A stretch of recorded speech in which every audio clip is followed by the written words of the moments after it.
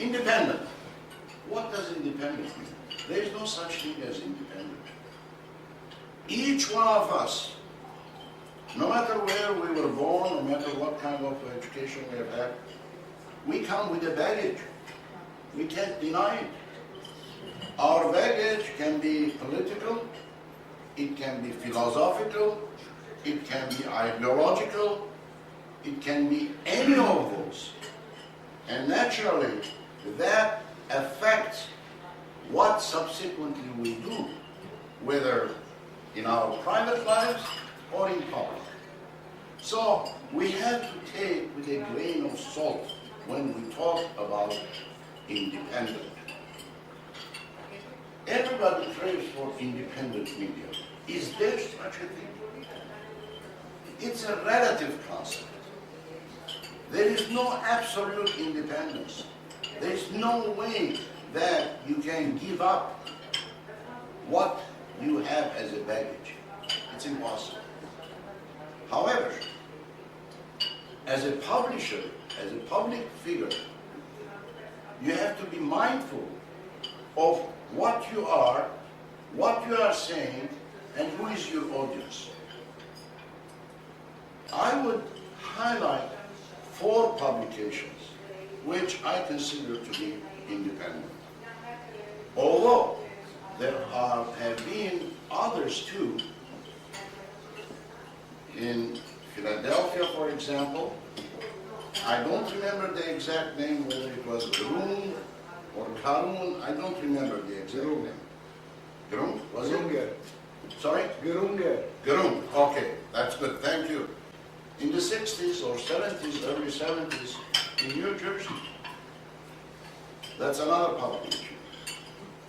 And today, there are many that strive to call themselves independent, like Shkhardamian's Erebuni, Iran's, Iran Kuyumjan in Cyprus, Iran Khosrofian, who claims to be independent too, in Germany, and so on and so forth. There is also the Armenian reporter, that too. So, there are all those claims, but are they independent or not? That's a different story. We can later on talk about it. It will be beyond my talk. The ones that I really consider independent,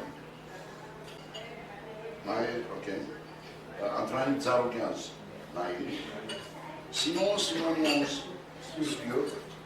I say Simon Simonian's because Spur is still being published, but that's not independent. Because later on, Simon Simonian transferred to his brother-in-law, Kevork Armenian, and then it went to an organization. But during his editorship, publishing, that was an independent one, I consider. Subsequent to that, Yazida Sartay in Beirut. And later, AIM, Armenian International Magazine in Los Angeles. Why? Everybody knows that Zarogyan was a Tashnak Tsagan. There is no question about that. There are, of course, rumors whether he was expelled from the party or he resigned from the party, but that's immaterial in terms of the media. What was important that he tried and delivered what he was seeing instead of trying to fit facts to an agenda. Everybody who has followed the media knows about the stories about Antoine Zarogyan, his evolution. He was for a while in Egypt as well. Anyway, so I started in Aleppo, later it was in Simonian's Spur came in the 60s. It was in mid-60s.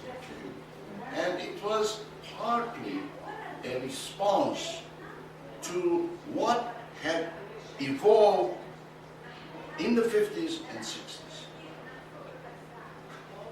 had intimate knowledge, although I was a small kid, of some of the things that were written in Spurk. Where did they originate from? If you recall, one of the topics that Simonian discussed about was things like Nagorno-Garabagh and Nakhichevan. Those were main topics he brought up. People tried to, quash it. Of course, the Tashnaktsagans had their own view. They capitalized on it, the propaganda against Soviet Union. That's fine. That's their job. Rangavars, they couldn't talk about it. Similarly, the Anjagans, they couldn't talk about it. But this guy brought forward. And Simonian, in his political formation, he's not a Tashnaksagan. He wasn't. So, the giveaway is that this man called a spade, irrespective of what. So that I take it as a lesson. Now, why did they survive? How did they survive?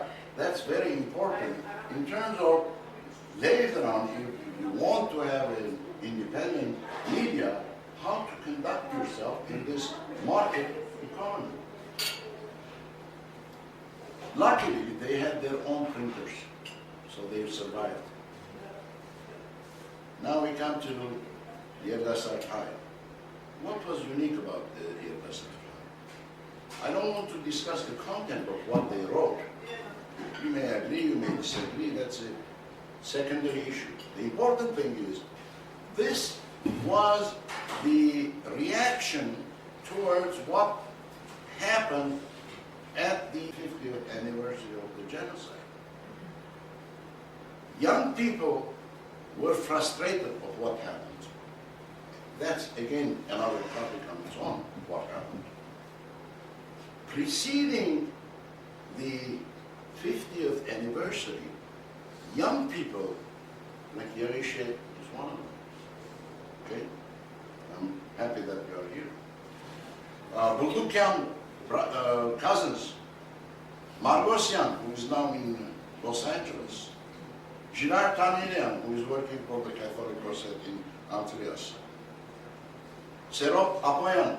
I remember all these guys. Dikran, Abadjan, Norfolk, Albany, and others. Already prior to the 50th anniversary, in early 60s, we revolted. Actually, it was a revolution within the Armenian political thought. The history is not written. The thing was, okay, there is this frustration of what has happened.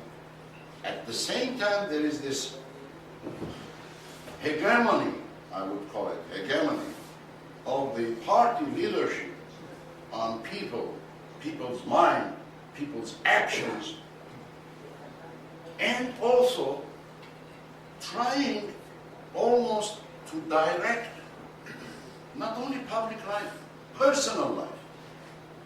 We've seen this in late 50s, 60s. So the result was this frustrated youth declared, we're going to have our own publication. So whatever later followed, it's a different story, but Yerdasar High finally was able to come forward in 1969. There were many talks before that, who is going to support, how we are going to have funds and so on. Funds are always important. Anyway, finally, it came into life. So, it was able to exist for about, in 1975, yes. Finally, it closed in 1975, and that was because of the Civil War. Later what happened? You know the story, the Armenian fighters and so on and so forth, all those stories. The Palestinian movement in the Middle East, all those had an effect on how young people started. We're not talking about parties. Parties, they had their own agendas. Luckily, Armenia, despite being a totalitarian country at the time, in the 70s, was a platform for students who had come from diaspora. Whether it was Egypt, Jordan, Lebanon, United States, France, and I can name it. And these guys, by and by, started talking to each other, and each telling his own story of what happened in their respective countries, in their respective organizations, in their respective personal lives. Some were Rangavad, some were Nchak, some were communists, some were Chezok.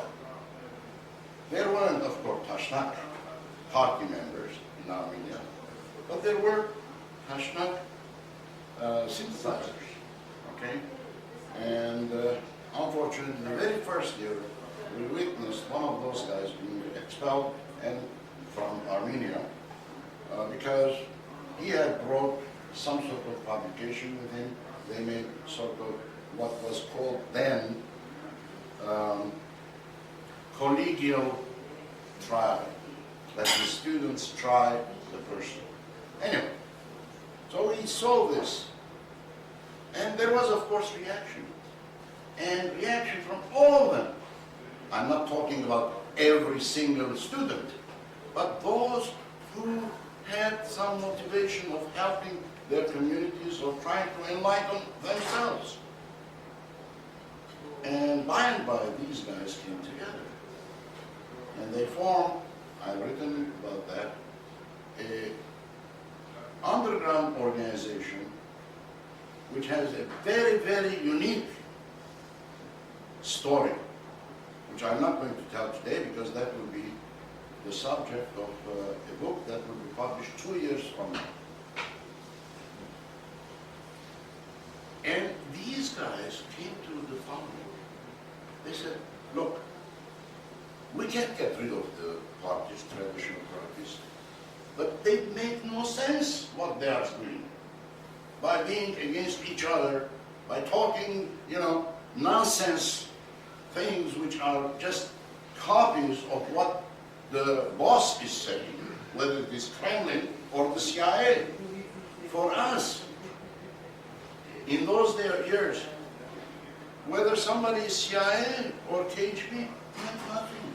Okay, you be CIA, you be KGB. We were comfortable with that.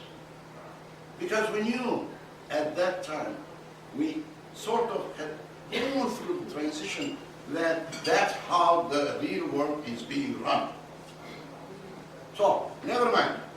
If your next door neighbor is a CIA person or a KGB person.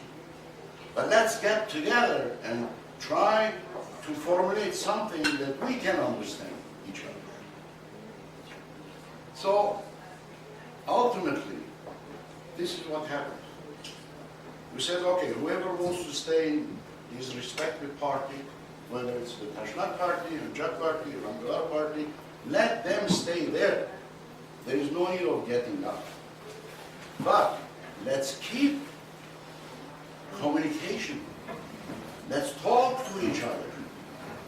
And when there is danger, let's try to point out that danger. That's how AIM was established. Every story has an end. I'm no more the same romantic as I was 7 years ago. I have other concerns, personal, social, whatever, especially personal. I've become a grandfather now, and I want to enjoy that. Okay? I've worked all these lives. I want to take my time off. I'll be happy to participate in any venture that comes up. And I do believe that independent, the way that I defined earlier, never dies. Sooner or later, it will come back. So in that sense, I'm an optimist.